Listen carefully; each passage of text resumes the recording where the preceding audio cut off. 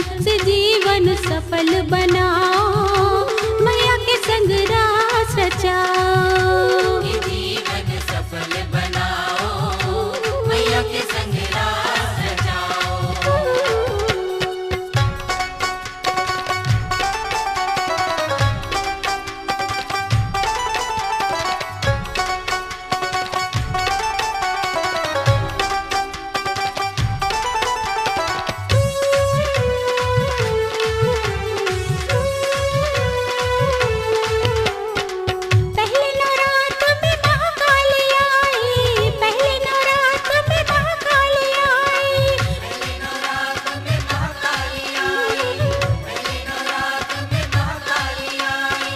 दूजे नवरात में अन्नपूर्णा माई, दूजे नवरात में अन्नपूर्णा माई। आई आई आई मेरी जगदम्बे माँ, आई आई आई मेरी जगदम्बे माँ। नवरात में तीजे चंडी माँ, नौ नौ रूप के दर्शन से जीवन सफल बनाओ, मैया के संग रास रचाओ।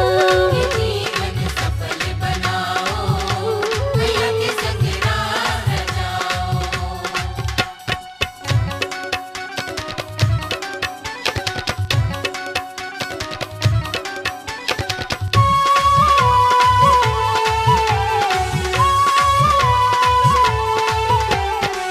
चौथे नवरात में हिंगलाज माई, चौथे नवरात में हिंगलाज माई।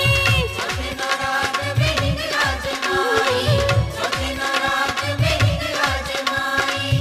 पांचवे नवरात में विंध्यवासिनी आई, पांचवे नवरात में विंध्यवासिनी माई। आई आई आई मेरी जगदम्बे माँ। आई आई आई मेरी जगदम्बे माँ। छठवें नवरात में महालक्ष्मी माँ, नौ नौ रूप के दर्शन से जीवन सफल बनाओ, मैया के संग रास रचाओ।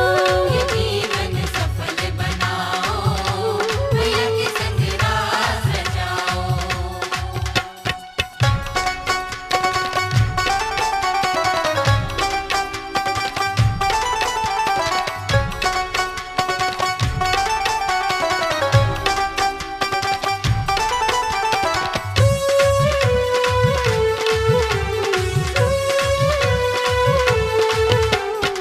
सातवें नवरात में महासरस्वती माँ, सातवें नवरात में महासरस्वती माँ।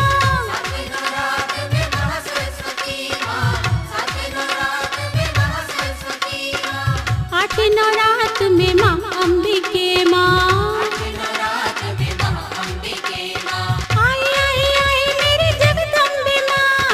आई आई आई मेरी जगदम्बे माँ। आई आई आई मेरी जगदम्बे माँ। आई आई आई मेरी जगदम्बे माँ।